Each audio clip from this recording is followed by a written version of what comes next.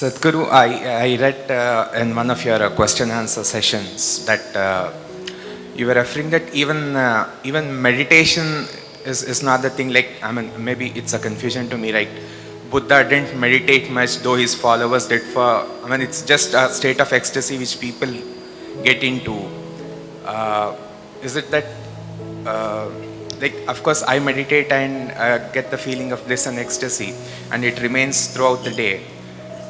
Is that enough for a spiritual journey? I'm a bit confused.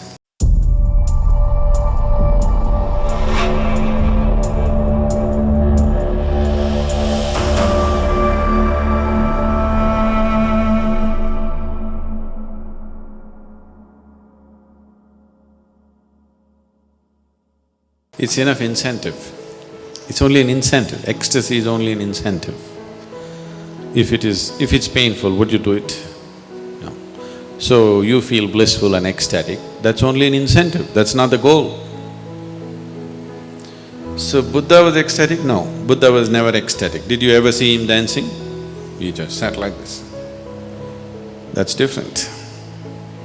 If I ask you to sit like that, would you sit? No. You need some incentive. So, just creating that sweetness in the system is an incentive. And above all, if you are feeling ecstatic within yourself, you become a better human being, isn't it? Aren't you? When you're very happy, aren't you a wonderful human being? Only when you're unhappy, you're a nasty human being, isn't it? Isn't it so? When you're happy, you're a wonderful human being, everybody is, isn't it? So keeping you ecstatic, a dose of ecstasy in the morning, the world is feeling better up. If everybody in Hyderabad started off in an ecstatic way in the morning, Hyderabad would be a wonderful place, isn't it? They start with tension, so it's something else is happening. So ecstasy is not the goal of meditation, it is just an incentive to keep you going, because otherwise you wouldn't go. So what is meditation? The purpose of… if we have to look at the purpose,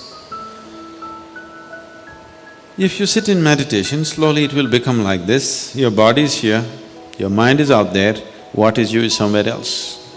Once these three things are happening separately, once there is a space between you and the body, between you and the mind, this is the end of suffering. Once the fear of suffering is taken away, only then you will keep your instinct of self-preservation down, otherwise you won't keep it down. As long as the fear of suffering is there, you will not keep the instinct of self-preservation down.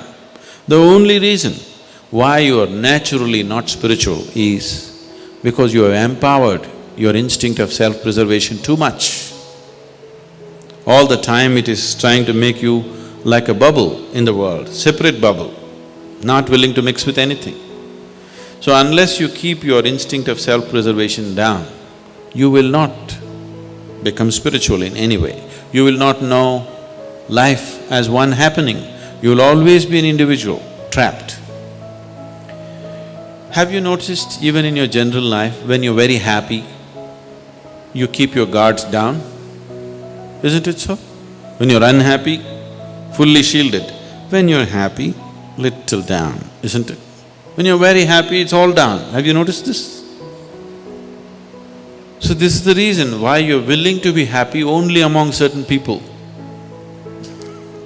Because you don't know how to be just happy and still know where to stop life when it has to be stopped. You're willing to be happy only with 5 people in your life because you think that is the only safe atmosphere where you can be happy, because you have always understood happiness as a certain vulnerability. See, just say you walk on the street and you smile at anybody, they look like this. Why? What's their problem smiling back at you? What are they going to lose? They think if I smile, he may exploit me. How will he exploit you? If he comes to pick your pocket, you can stop him. If he smiles, even a pickpocket smiles at you, why can't you smile at him? What is the problem? Just try today and see, just go out and smile. People who look like this, they're surprised somebody is making me vulnerable to life. They want to go on the street like rocks, they want to go home and become life. Doesn't work. After some time you become a rock there also. If you want to be life, you must practice it everywhere, isn't it? So, meditation gives you that space between you and your body, between you and your mind. Whatever suffering human beings have known, it has either entered them through the body or through the mind. Do you know any other kind of suffering? There are only two kinds of suffering, isn't it? Once you have a distance from these two things, this is the end of suffering.